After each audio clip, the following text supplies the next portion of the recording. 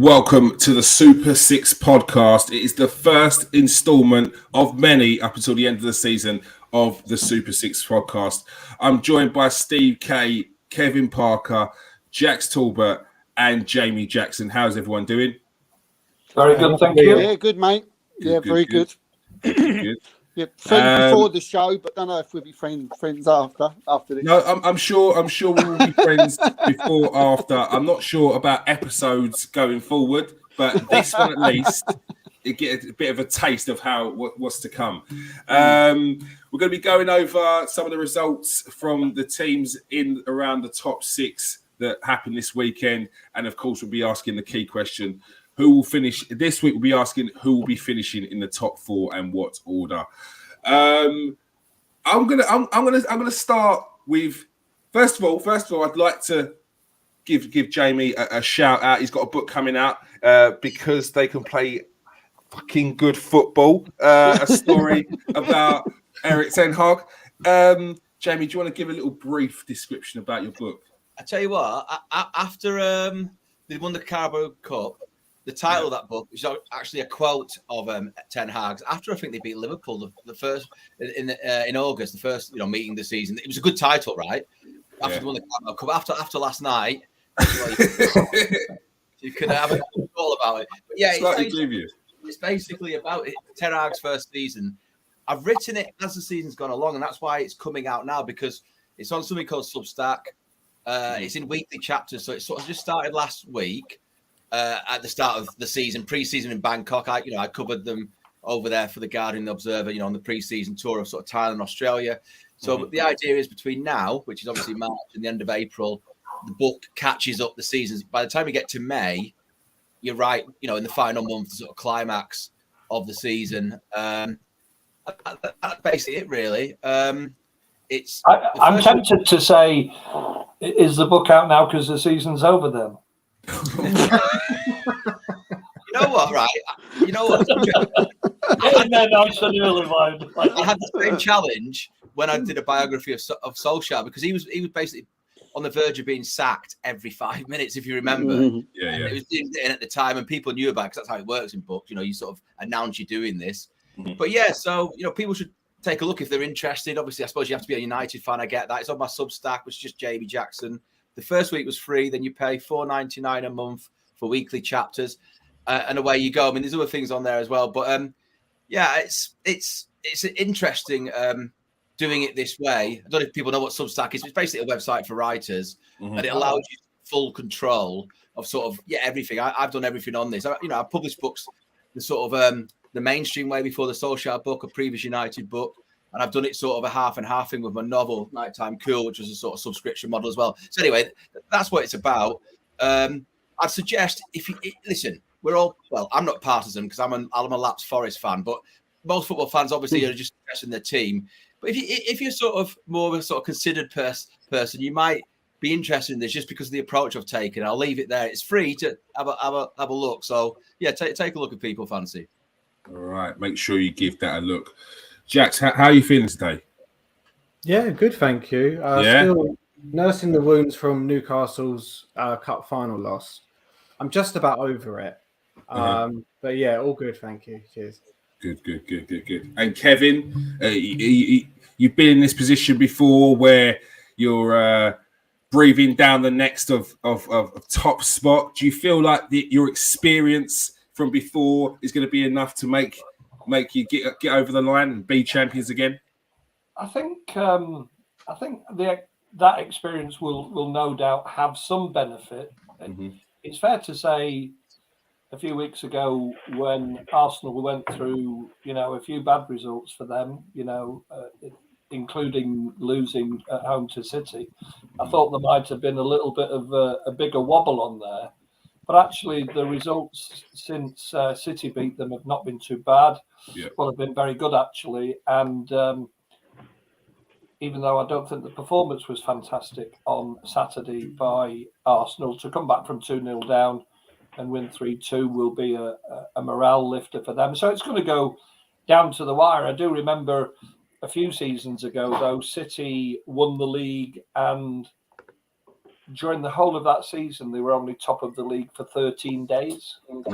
So, the Premier League it's a common used thing. It's a marathon, not a sprint. We've got to play Arsenal at the back end of April at the Etihad. If we're still round and about where we are today at that game, that's going to make it really, really interesting, isn't it? It certainly is. It certainly is. Steve, feeling the pressure? Yes, I feel the pressure every single game. Look, I'm not going to say who's going to win it. You know me. I've seen Arsenal throw away leads before, but I must admit we are looking good at the moment. The mentality is in this side is incredible. You have to look at City, and I am worried about them. They've been there, done it before, so you have to take that into consideration. And really, we have got some very, very difficult games coming up. The one against Man City is going to be massive, and that could be the one that says who wins the title or not. But at the moment, the mentality of these, we have to say, young kids is absolutely fantastic, and they're proving all the doubters wrong, all the haters wrong. And so, yeah, at the moment, I'll probably, once it gets to about 10 games to go, then I might start, believing a little bit more. But at the moment, there's a five point gap, so it still could be anyone. I think it's a 2-horse race now. I don't really think Manchester United were ever in it, to be perfectly honest. I think they was getting a little bit excited over nothing, and especially, I'm sure we're going to talk about the Liverpool result yesterday, and what that will mean for them going forward. But yeah, 2-horse race, but yeah, it still could be anyone's. But confident, we keep winning. All right, Farrell, nice to meet you, Joyce. Thank you very much for coming. How are you feeling today? 7 heaven, 7 up, all of the above. Come on, give it to the Man United fans. Do not let off. No, it's all right, isn't it? It's been quite nice. That's the most casual. Yeah. If I just went 7-0, I would have been like, yeah, it's all right, isn't it? I mean, we're getting used to these big score lines against United. So you almost you get a little blasé about it. I think last year when everyone was saying, it was 9-0 on aggregate, wasn't it, home and away, and everyone sort of said, oh, this will never happen again. Liverpool United, and then lo and behold, we've gone and smashed them for 7. I think it's quite interesting, because if you look at a lot of the sort of commentary that's come after the match, it's been very sort of black and white. You've either got the Gary Nevilles of the world who's sort of going, actually Liverpool weren't that good, United were just diabolical. He's got a point there. Souness and Carragher have gone, well, actually, you've got to praise the quality of play there during the game from Liverpool. They've rolled them aside. They've got a point, and the reality is they're both right and they're both wrong. Like, United definitely weren't their best. They're players that didn't really show up. Bruno Fernandes sort of being a case in point, but Liverpool equally were just relentless. They were, I think our XG, I think we've massively outperformed.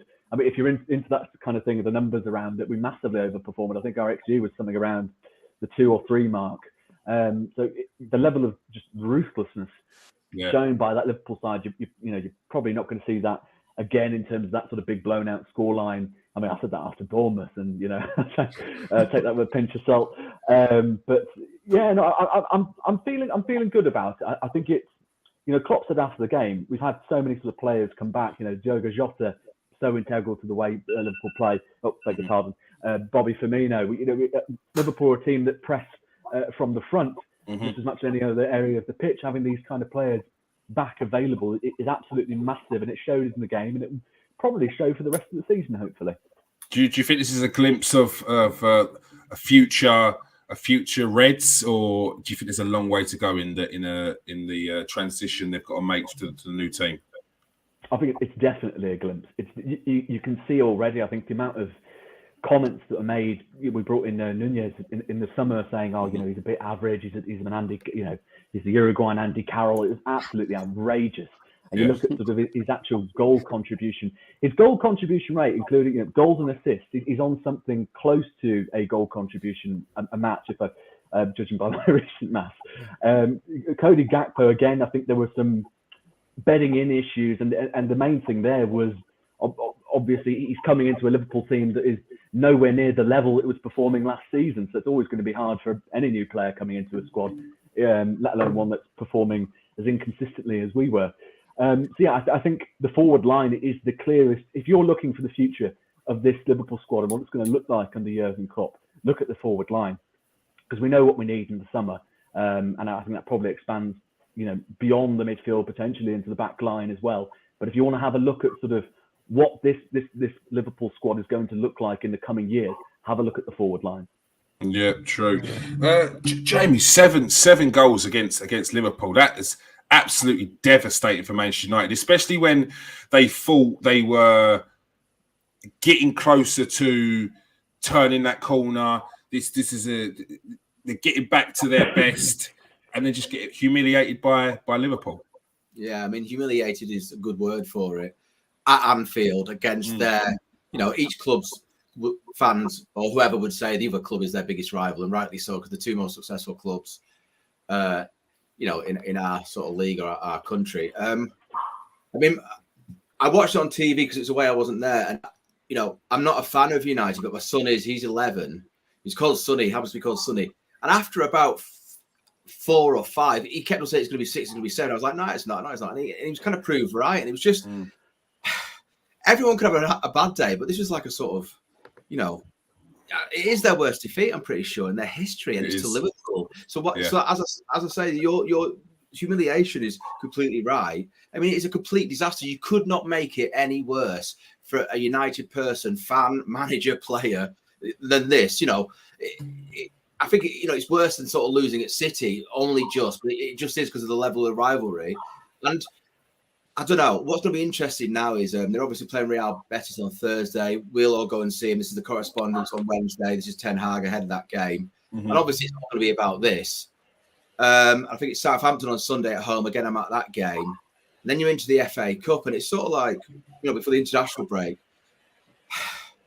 they've won a trophy, right, this season. So by that mark, it is a successful season, but it's a little bit like the Brentford game. It's the way in which they lost. Yes, it's just it was ridiculous, wasn't it? It was a joke. It was a farce. I mean, choose your word. And I'm really surprised, because one thing I've said about this Ten Hag team until now, and it might just be a blip, but what a blip is that they've got like a structure, a bit like Guardiola's City, right? I'm not saying as good as Guardiola's City, but Guardiola's City, you could drop players in and out of that team, and they basically perform the same. And when Casemiro was suspended, for example, I think they took 7 out of the 9 points available for that 3 game. You got 3 game stretch. You've got someone like Sabitzer coming in, Fred coming in, and it's sort of like, yeah, there's a structure. But I don't know. Last night it just completely fell apart, and you actually thought nothing could sort of derail this United team from sort of the forward steps they've been making. But this is an interesting moment now for Ten Hag. I mean, they also got battered at City earlier this season. I was at that game, at the Etihad, and that wasn't as bad as this. But there's been a few of these under him, and I've covered United since the first Mancini title-winning season, halfway through that, and there's been so many false dawns, under managers, since Ferguson left.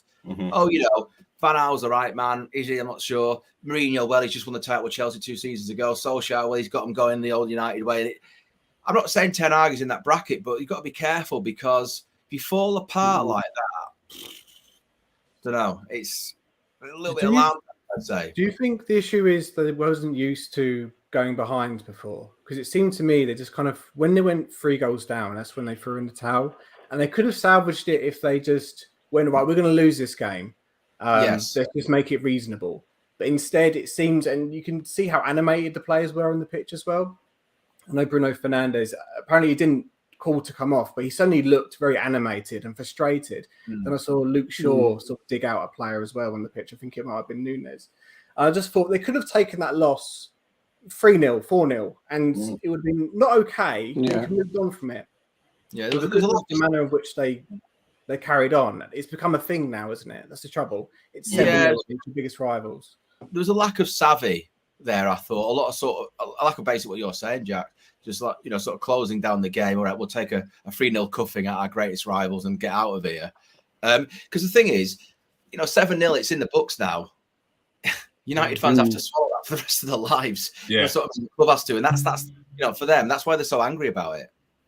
Yeah, no, it's surprising how you do just think it's a result, you can brush it off, but it sticks with you. I've been there. I've been in those games where you conceded 7 and it's not nice. Kevin, did you at any point feel the pressure from Man United in the league? Did you think that they were on their way back, or have you just seen it as Arsenal and Man City? It was an odd one, really, because listen, I don't think United have been that great this season, to be honest with you. I think the dugout results, and that's probably one of the surprising things about yesterday, that I think they collapsed at 3-0, whereas this season in other games they've not done that. I thought, for instance, when City played them at Old Trafford, had it not been for that crazy goal that was given, I think that's a game that City would have gone on to win, and I thought we were quite comfortable in controlling that game. So, but because United were grinding out results, even though I didn't really see them as a threat in terms of how good City or certainly Arsenal have been this season, I just thought that they had this way to win about them. They've done that a few times recently. But actually, I agree with Jamie. I think that the thing that, at 3-0, they just absolutely collapsed. And when you listen to Seven Hag's interview after the game, he was saying that the biggest thing to him was that the plan just completely disappeared. Not disappeared from one or two of them. The plan within the whole team disappeared. That is quite worrying, I think. And even though Ten Hag tried to make some changes to bring that shape back in, to make them a little bit more resolute or bring the plan back into play, it didn't happen. So if I was a United fan, I would probably be slightly more worried about the implication of that result rather than losing 7-0 itself. Yeah, I was going to say, if I can just say, if I was a Man United fan, what I'd be worried about at the moment is not necessarily the tanking that they got yesterday. It would be like what Kevin just said there, the way they just fell apart. Capitulated, yeah, and that takes me back to maybe not last season, but the season before, and the season before, and the season before that, when they just sort of thrown the towel in, give up, thrown the manager under the bus, if like some people have said. Now, they brought in some good players. They brought in the Martinez's and the Casemiro's. They brought in Anthony, who I think will turn into a good player, Eriksen's. But there's still that core of those players left there, the ones that threw Mourinho under the bus, who gave up. I would be worried about those, the Dallots, the Shaws, the Fernandez's. Even as good as he's been, Marcus Rashford, there was a time last season before, where he just didn't seem to want to know. If I was a United fan, that's what I would be worried about, whether those players there who are the core of who have been there in the past, David Gea, just threw the towel in. And Ten Hag now has got to do what Solskjaer, Van Gaal, Mourinho couldn't do, and get in that dressing room and pick them up and really win these next two games. I'd worry about it. I agree with Kevin. I'd worry about that side of it rather than the result. Farrell, Liverpool have had a few results this season where they've conceded a few goals. Did you feel that there were many people coming up with excuses for the team, or did you feel like the team was sort of dwindling out and it needs a big revamp? What was your thoughts after the games when you conceded quite a few goals in numbers? Yeah, no, it's a difficult one in the sense that there's always such a multiplicity of factors that you could bring in to explain why Liverpool were poor. It was never just, you're lacking quality just in this. I mean, our midfield issues have been extremely well documented. I'm sure everyone's bored of hearing about it, so I won't go into too much depth about that. But then it was, as Scott mentioned, we've been missing players. We spent, I think, last couple of 2 or 3 sort of games without Konate. We had quite a few without Van Dijk before that, and you just saw the difference in quality that brought, having a back line that contained Konate and Van Dijk in it, far more assured. You then look at sort of aging sort of players in the squad, and there's sort of question marks about whether they're still sort of bringing value now and sort of in the long term. I think it does boil down to the multitude of factors, and as United are currently sort of experiencing. I mean, you look at sort of their away record alone. Everyone's sort of almost surprised, and not that I was expecting Liverpool to go out and absolutely batter them by 7 goals, but everyone's sort of surprised as to how like a result like this could have happened. But United's away form wasn't brilliant to begin with. I think they've only won one game or something away, which is, you look at sort of, which is ridiculous, obviously, for a club the size of United. And they'll come in, and it only takes sort of an informed side, and Liverpool hit that ruthless streak. It might have been another game, and we might not have had that sort of level of ruthlessness, and we might have only won it by 1 or 2 goals. But I think it is sort of that sort of multitude of factors for Liverpool early on. But now you're looking at it, players are starting to come in form. Yeah. Those that did have question marks, Fabinho, Henderson, both 2 key integral figures. Part of our sort of recent success, the huge question marks over their level of like effort, work rate, not getting to second balls, not making challenges. That was a major problem that Klopp sort of pointed out in recent press conferences in the last few months. And now I think Henderson statistically has massively improved in that regard. So you see the difference that makes. Again, I'm a bit concerned as to the summer, because I don't want this to become a thing where we go, oh, actually these players are sort of starting to come back into form now. Maybe Liverpool don't have that same midfield problem.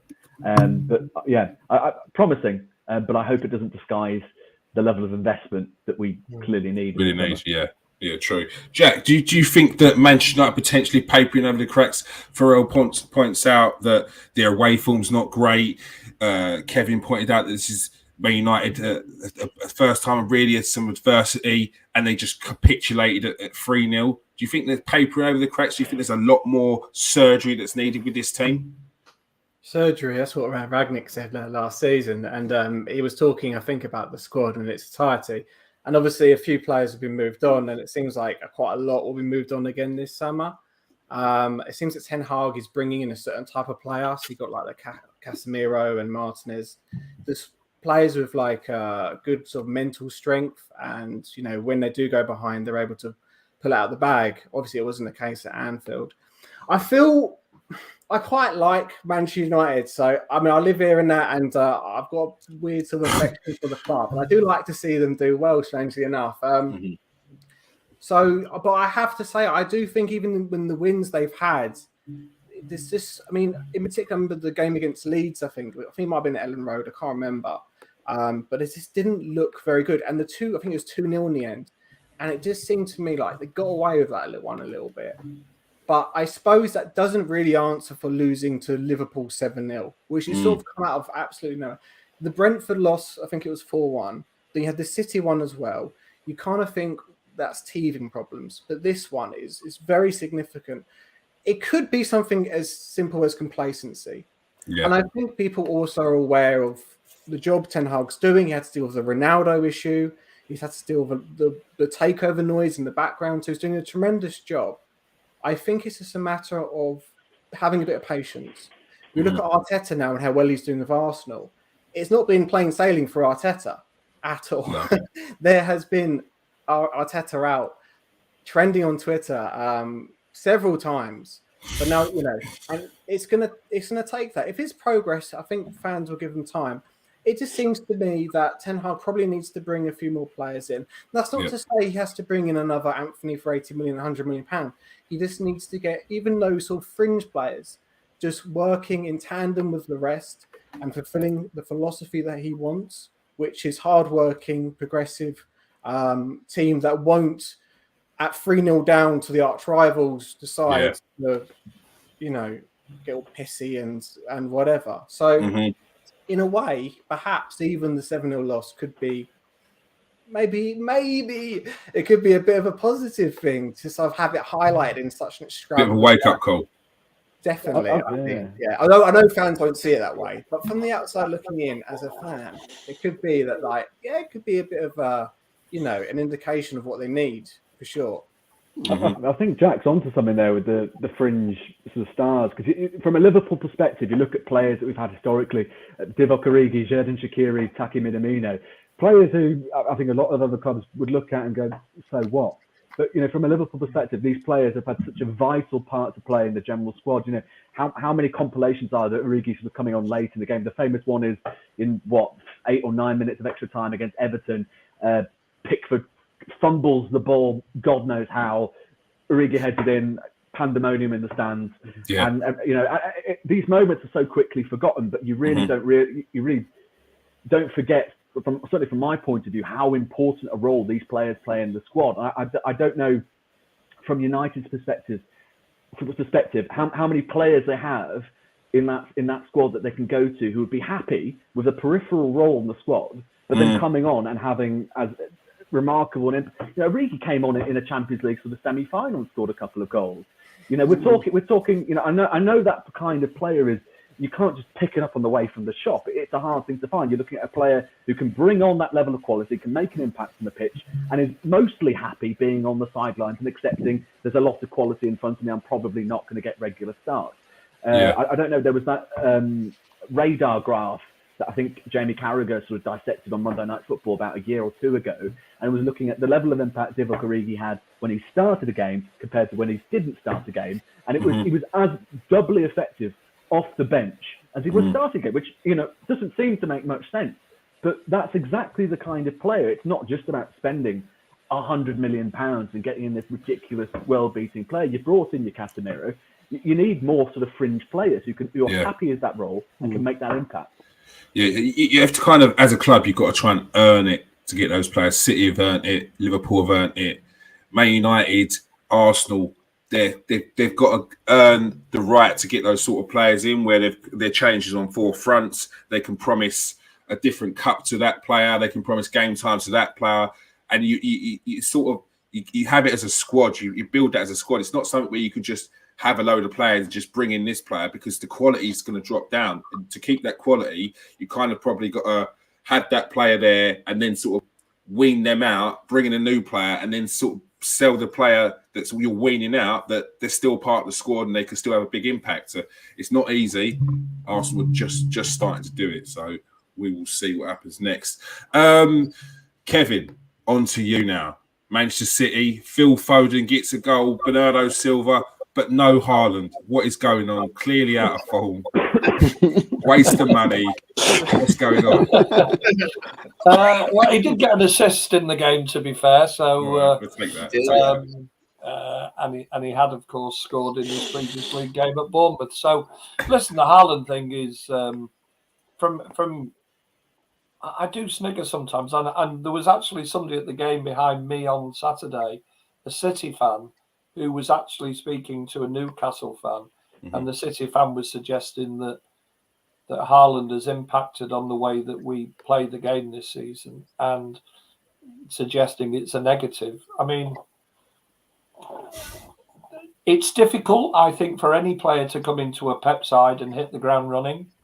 Listen, Jack Grealish is playing absolutely fantastic for City now. And I think he started 7 or 8 league games on the run for Pep, which doesn't happen. But it takes a time. And, he's a player we spent a lot of money for and was established at England, was the number 1 player at Villa. So I think if you actually consider how difficult it is to come to a Pep team and then fit in straight away, Haaland has done exceptionally well. If we think that this is only the season that he's starting to fit in rather than be the finished article under Pep, then we can hardly wait for next season to come along, can we? But I think the encouraging thing is, in an odd way, that we can't have it that we're just relying on one player to score all the goals, because if Haaland was injured for some reason, then we'd have to have other options. So the fact that we won on Saturday with Haaland not scoring is quite a good thing. It shows everybody else around the other teams that it's not just a case of of trying to stop Erling Haaland. If you stop Haaland, you've got other players who can come in and do a similar thing. I mean, Phil Foden has hit the ground running again now since he's got back in the team, since he's got over his injury. He's looked absolutely bang on form. Although I was reading this morning that he's injured his foot again, unfortunately, in the game against Newcastle. I thought Newcastle, actually, if we go on to Newcastle, I thought they played all right, against us on Saturday. They created some really good chances. They probably had 2 really decent chances in the first half. And in the second half, they had 2 or 3 balls across that 6-yard line that just nobody was anticipating. So I thought Newcastle played all right against us. I think City deserved to win, and in patches some of our football was great. I do think one of the things that probably gives me a little bit of optimism is that we haven't played particularly great all season, but now we're starting really to hit the high levels that we know we can. Yeah. And currently we're only 5 points behind Arsenal, whereas if I look at some of the other teams who haven't been as bang on form, a little bit like Liverpool, I suppose, and a little bit like Newcastle have fallen away, then to still be within 5 points of them. And now, really, I think this is going to be the time when we're going to, bring our performances out. I'm reasonably encouraged. But I would have to say on top of that, I think Arsenal have had a brilliant season. Whenever I've seen Arsenal, I've been very, very impressed with them. And that ability to come back and score goals late does help make teams champions. I hope it doesn't, of course, but it does. They do have a belief about them. I think the only thing that Arsenal probably don't have. You've won enough, Kev. You've won enough. They don't have the squad depth, do they? And I think as we get towards the end of the season, with more games, and they're still in the Europa Cup, there's almost an element of, that if I'm an Arsenal fan, I'm thinking to myself, get out of that Europa Cup, because City is still in the FA Cup, City is still in the Champions League, City is still fighting for the Premier League, a lot of games to play. Whereas if Arsenal just had their 14 games to concentrate on between now and the end of the season, I would probably be thinking you don't want to be getting in, because in the Europa Cup now, you're almost playing every 2. I mean, they're playing this week, aren't the Europa Cup? Yeah, they got Sporting on Thursday. If you stay in that Europa Cup, that's a lot of games that will build up. And it's not so much about whether they win those games or not. I think it's more the physical and mental pressure that starts to put on players as they get towards the end of the season. Are they thinking about winning the Europa Cup? Are they thinking about winning the Premier League? And I think whilst we've not got the biggest squad, and I know that sounds funny, the money we've spent, Pep squads tend to be quite small. Whilst we don't have the biggest squad, I think our squad depth is very good in terms of who we do have that we can put on the bench. I think a little bit that's where Arsenal might hopefully struggle as the season goes on a bit. All right. There's a lot of hope there. And from my side, it's the opposite hope.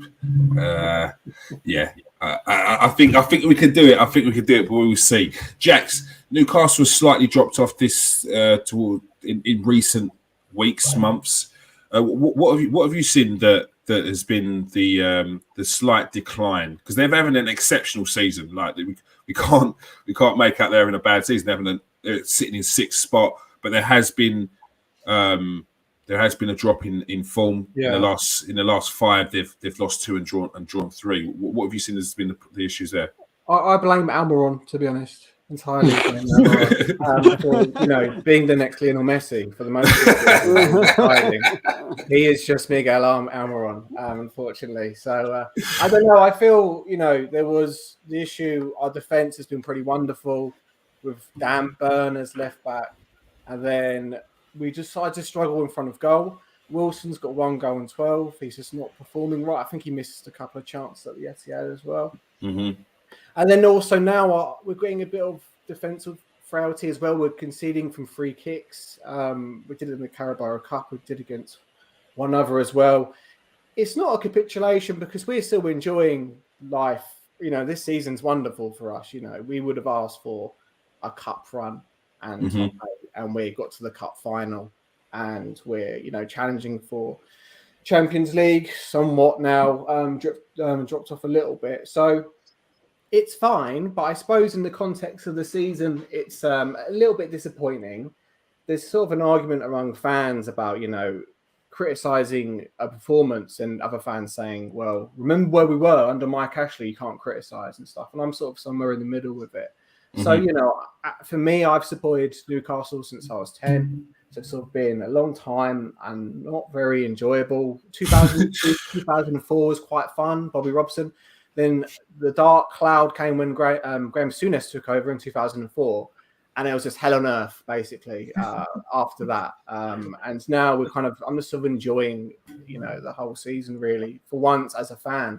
But in terms of reason why, perhaps we should have got a central midfielder in January. That would have been a big boost. I think it didn't help that John Joe Shelby sort of pushed for a move to Forest, and it sort of left us a little bit limited. Now, Wilson, I think he was gunning for the World Cup, and then and then after that, ever since then, he's just sort of dropped off, unfortunately. And Isaac sort of on the fringes as well. Gordon Anthony, I thought he would be the second coming, but obviously, I was obviously just sort of a bit deluded there. And he's sort of taken a while to settle in and stuff. So, it's, I think we've got Wolves next. I think it's a good opportunity to get 3 points. We're playing at home. Our home record's tremendous. So if we get 3 points against Wolves, I think we've got Forest after that. So, I don't know, a draw and a win I'll be quite happy with, and then just go from there, really. I think we just want to I think we'll be very, very satisfied with Europa League. Very satisfied with that. Even Europa Conference at a push. No, because you're at the position now, you're 1 point off Liverpool, but there's Fulham that are creeping behind. They're currently 1-0 down against Brentford. But again, there's Brentford just sitting there on the towers of Fulham as well, and Brighton as well. You don't really want to drop off. It's about the time you want to start picking up form again, so you can push and solidify that Europa League spot. I think Liverpool are going to be in the top 4, and I've said that throughout. I just think they're just so capable, and they'll turn it on, and this could be it now, and they're just going to go and get it. You mentioned Fulham. No disrespect to Fulham, but I'm not looking at them really. I think they're playing now, actually, aren't they? So if they win, then I think they go above us. And then Man United, obviously, maybe this will be their downfall. Maybe, I don't know. Spurs, I don't know what's going on with Spurs. I look sometimes and they've won 5-0. The other times they've lost 4-0, and then Conte out or Conte in and stuff. So I know they've lost quite a lot of players for injury, long-term injury and stuff. So yeah, we'll be all right, I think. I think if you're a betting person, you sort of say, about 5th Europa League for Newcastle. I think we're just a little bit out of reach for Champions League, but that's fine. That'll come next season, along with a title win as well.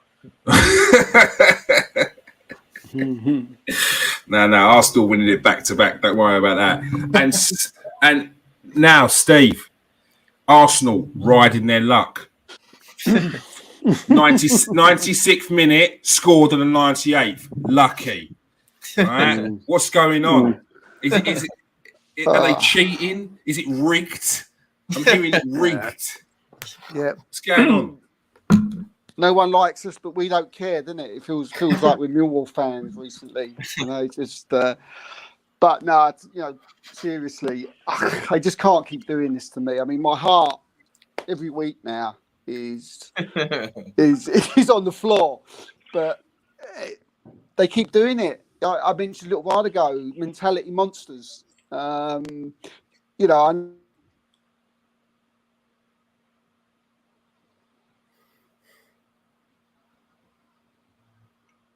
he's not having it. No, Kevin game. I think. Well, no, what I believe. I think it can go the other way, because if you look at last season when we was nailed on for Champions League football and we absolutely fell apart. Since then, we've brought in a lot of players in with our younger players have got better. And I think it's different because these players haven't been there. And I think that can be a plus. I think that can be a positive, because they've never been to the stage where they're falling apart. The Nketiahs, You know, the Trossards, the Gabriel Jesus, he's won the title. Zinchenko, he's won the title. And then you've got like people like Reece Nelson, who's come up with the absolute wonder goal the weekend and come on with probably one of the best substitute performances that I've seen from an Arsenal player for a long while. Mm-hmm. I feel there's no fear there. I feel they just go into games, and that's why you're seeing young players who are 21 years old scoring goals, scoring winners in the last minute of games. I wish we'd get them over a little bit earlier than that, and we would not keep doing that. But look against Manchester United, Eddie Nketiah. Young kid comes up, pops up. But this is Manchester United we're talking about. We went 1-0 down. We come back again. Villa, we went down, but we just picked ourselves up. Come back again. People like Ben White. I mean, you couldn't get 3 more unlikely goal scorers the weekend. Ben White, Thomas Partey, and Reece Nelson, who incidentally is just open contract talks with Arsenal literally 30 minutes ago. So there's an exclusive for everyone there. So on the show, but no, I genuinely think that this is a special team this year. It's different. I mean, Kevin will know from having Mikel Arteta what he's all about. What he can give, and the fact that we keep hearing that they've not done it, they've not been there before. Well, there's a lot of people there who have been there before. Thomas Partey's been there and done it and won for Atletico Madrid. I've already mentioned Zinchenko, Jesus, Arteta's won it 3 times with Man City. They know what it takes, and with that little mixture of having the youngsters in as well who haven't been there, haven't done it, and have got the no fear, I think that just blends perfectly together. And I think we can go and do it. I think we can go and do it. I think we can win this. It does seem a little bit like everybody's against us. It does feel a little bit like that. I mean, they're actually. I mean, what they're doing now, they're actually. The FA are looking into charging us for celebrating. I mean, come on, what's going on? And Bruno can whack someone in the linesman and he just gets nothing. I don't know. But maybe I'm just a bitter Arsenal fan, and we always look at your own club. I don't know, but I feel we can do it. Saka for me is world class now. He had a quiet game against Bournemouth, but. It just shows you got to be really sort of on it. Whatever team you're playing against. I thought we was going to go and hammer Bournemouth. But this is the Premier League, and whether you're playing the team in second place or you're playing the team in 19th or in 20th, you could lose if you're not on it. And it's shown this season. It's shown many a time. Look at Everton. They beat us. We could have lost against Bournemouth, but. Mentality monsters. So I think we can do it, and and just fingers crossed, but just please, just for my heart, let's win 2-3-0 before get a few goals in front, because maybe I might not make it to the next podcast on Monday. I don't think Arsenal go to bottom of the league teams and make it easy. They never do. They I don't think they ever have. Well, yeah, they have, but not in recent years. It's always a struggle against those teams. Kevin, people that say that Arsenal have got no winners in their team, you've seen Zinchenko, you've seen Jesus, but it seems to be Zinchenko is the one that's the beating the chest, riling up the crowd, making sure their messages are sent across not only to the players and the team, but to the fans as well, saying that Arsenal need to start talking about champions and not top 4. How much of an impact do you think that Zinchenko has had at Arsenal, and how much of a loss do you think he is for Man City? Listen, I think he's had a magnificent impact at Arsenal, to be honest with you. He's got great belief in himself. I think that's the starting point. He has got fantastic belief in himself. There were opportunities prior to him going to Arsenal this pre-season that City would have taken offers for him in seasons prior to that. I think he was on the verge of joining Wolves about 3 seasons ago for about £16 million, and he said no, I didn't want to go. he wanted to stay. He wanted to stay and fight. So I think he's a big influence. I think he's a massive influence in the changing room. I think he will. Maybe the fact that he's been at City, he'll be saying to them, I know you're good enough because I've been in a team that's won the Premier League. So I know, looking at you, that you're as good, if not better, perhaps this season than the team that won it last season. So, yeah, I think he's. I read somewhere yesterday that somewhere about them talking about him getting the Premier League Player of the Season, and I can sort of see that. You know, he was always very, very well loved by City supporters. And the harsh reality in terms of City missed him. Well, he only started 10 Premier League games for City last season. So he was always a bit part player, unfortunately. But he was one of those players who you were referring to before, was happy to be on the bench because he wanted to come on and make an impact. And in fact, I remember when we played Aston Villa, the very last game of last season, when we were 2-0 down, of course, and then Pep brought on Gundogan, and he also brought on Zinchenko. Zinchenko had a fantastic impact. He helped raise the crowd. He set up the second goal for Rodri to equalise. So most City fans would have preferred him to have stayed, but I wouldn't say that anybody, I wouldn't say many were heartbroken that the club took 40 million for him. I mean, I think we got a good price for him, but listen, I think he was an Arsenal fan as well. It's a perfect move for him, I think, you know. And I would have to say, you know, had it not been my team, that perhaps he might be part of a team that prevents City from winning the Premier League. If it was any other player and it wasn't, if it was him and it was any other team, we'd be delighted about it, wouldn't we? You know, we'd be absolutely delighted that him. Jesus, of course, has been injured, so he's not had as big an impact. But I think maybe, you know, when he comes back, he'll be fighting fit. The one thing that you get from Jesus, never stops running, never stops chasing the ball. You know, even I think Martinez from United said a week or so ago that the most difficult opponent he played against in the Premier League this season was Jesus. So he may come back. He might be one of the players who help get Arsenal over the line. I just hope he's not. I think the timing will be perfect. It will be. All right. So we saw other results on the weekend. We saw Tottenham once again drop points to Wolves, and we saw Chelsea finally get a goal and a win against Leeds. But how long will that last? We will see. All right, it's time for everyone to give me their top four and in order. I'm going to start off with Steve. Steve, what's your top four and in what order? Right. Well, Arsenal will win the league. That's the first time I've said it on the, the first time on this podcast. So, yeah, we'll win the league. I don't think it'll be by a massive.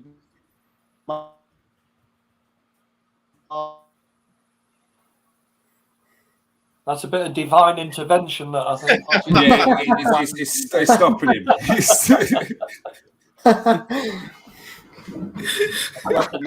You're hoping, Kevin. That's more hope.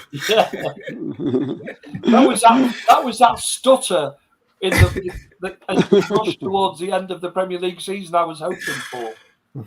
Trip or the crumble, as they like to call it. Exactly, yeah. But no, I think Man City finished. I think they finished second. I do worry about their squad because I agree with Kevin. If you put the whole two squads together, you know, Man City have got the stronger squad. Although I do think Arsenal have got a good squad, and I think they've got enough to go forward and win it. In third place, I still think it will be Manchester United.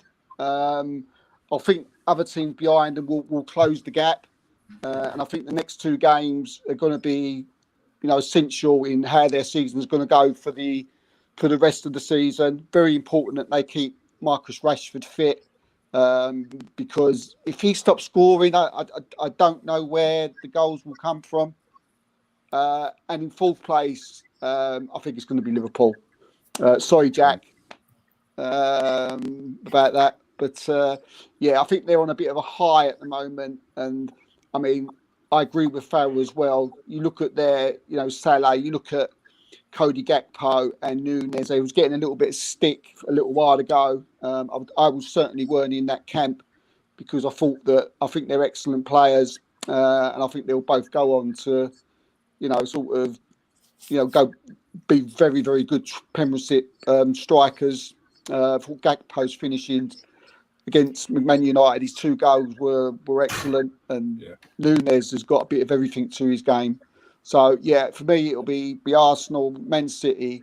Still think Man United will do it in the end. But Newcastle, look, I've really enjoyed watching Newcastle this season. I just think they will get in Europe. I just feel they're tailing off a little bit.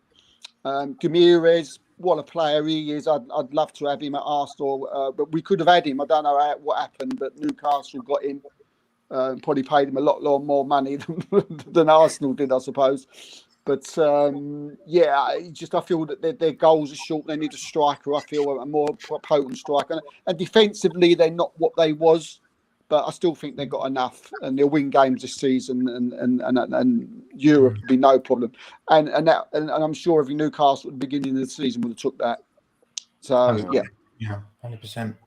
All right. So Steve's gone for Arsenal sitting on top, Manchester City second, Manchester United, and Liverpool. Kevin, what is your top 4? Well, it'll be no surprise to hear that I think City will win the league. I think our experience, just as we get towards the end of the season, will count. Arsenal have got to go to Anfield, haven't they? They've got to go to the Etihad. I think they've still got Chelsea to play. They've got to go away to Newcastle. So I'm hoping that they're going to be tough games for them. So, yeah, I'm going to go City top. Arsenal are very close second. Be nice for us to win it on goal difference again. We've done that before. That would be very nice. I would hate that. It's always nice once the season's finished.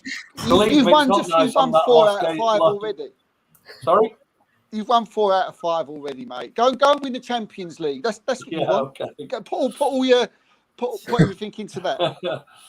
I will also go for United to finish third. The main reason why is that they played Arsenal twice already. They played City twice already. They played Liverpool twice already. I think they've got a reasonable run in United. So I think the gap between them and Liverpool is 7 points. I think that's probably just too big, I think. Listen, if anybody within the current group of teams are going to get third and it's not United, it will be Liverpool. But I think with United's running and that 7 point gap, and probably the thrashing that Ten Hag is going to give them after that result yesterday, I'll go United third and Liverpool fourth. Yeah, which I would have to say, Liverpool to get fourth this season from where they were will be a fantastic achievement. Even a few weeks ago, you probably say even 3 weeks ago, they were looking a little bit ropey. Now they've got a lot of confidence. Players are back. The great thing I think that Liverpool fans and Klopp will have liked about yesterday is because of the result. They could bring on all those players and give them a few minutes. So, yeah, City, Arsenal, United, Liverpool. Yeah, Liverpool is definitely one game I'm not looking forward to. Away from home, it still gives me chills that Liverpool team. Don't matter who it is, it's always a struggle. Jamie, what's your top 4? Well, I wouldn't be heartbroken if Arsenal won it, because I just like to see a sort of new team winning it, and they've got a lovely team. And I watched the Amazon Prime series last season, obviously Arsenal's, and I really liked Arteta. I know these shows are built to sort of give a good gloss, don't get me wrong, but I just thought it was good. It was good, though, weren't it? I thought, you know what? Fair play to him for being a bit innovative. What was it? Was it like a light bulb in one of the teams? Oh, yeah. You know what I mean? That sort of thing could backfire, but he had the courage to do it, yeah? So fair play to him. But my caveat is I always would prefer the teams I cover to win it. And also City. I think City are going to win it. But not just because of that reason. I just think, kind of what Kev said, and maybe people might agree, you know, they've done it before. I know it's easy to say that and hide behind that, but I just get the feeling. What I really like about Guardiola things is he's 7 seasons in, is it, Kev? 6 or 7, and he's still absolutely driven and really wants to win. And that is the mark of the great ones. Yeah, Ferguson was like that, and I can't give him a higher compliment to put him in the same bracket. I think he's as good, if not better. I mean, he has to sort of return the numbers, but his ratio is actually better. So yeah, I think it'll be City, Arsenal. I think I'm going to agree with sort of at least Kev anyway, and maybe Steve apart from the top two. United third, because listen, 7-0 is a hiding. It's embarrassing, all the rest of it. But the way that Ten Hag is, and the fact they've won a trophy and etc. I don't think they're a completely useless football team. They wouldn't be sort of third etc. at the moment. Blah blah blah. And then I think Liverpool. I do think Spurs might have a say because I know they're up and down. You think what is going on at that club? It is hilarious, isn't it? Really, sort of stuff that goes on there. But I think Conte's got something about him. Kind of boring stroke retrograde way of playing football, but he gets results. So but yeah, I'd say that's my top 4: City, Arsenal, United, Liverpool. All right, I totally forgot about Tottenham. Just completely dismissed that. I mean, I don't mind that at all. Jack, who have you got in your top 4? For first place, my heart says Arsenal, my head says City. So I'll go with my heart on this one. I'll go Arsenal, then closely behind Man City. It'll go right to the death, I reckon. In the third place, and put Liverpool in there. I think. I know. I looked at the table, and it's just about controversial. Reasonable to say that. I think it's that win and the contingent of Gakpo, Salah, Nunez, and you look at their goals recently, is just astounding. And I think that's a huge boost that they need right now. And it looks like Champions League's probably out of reach for them, I would say, following the loss to Real Madrid. I think it was at Anfield, wasn't it? 5-2. They're going to go there. I can't see that. So they'll be out of that. And I just think that may give them momentum. And I'm aware as well, Liverpool, there are other issues in midfield, in defence. Everywhere. I just think they'll be able to. I'll go for Manchester United on this one, to 4th. So Arsenal, City, Liverpool, Man United. I feel that they're not going to capitulate. It's been mentioned before about their run-ins not too bad. They'll get it over the line. I'm sure they'll get that 4th place by a few points, I imagine. If we're doing Europa, then Newcastle will be there, obviously in 5th place as well. No, we'll be concentrating Europa League next week. Don't worry, Jack.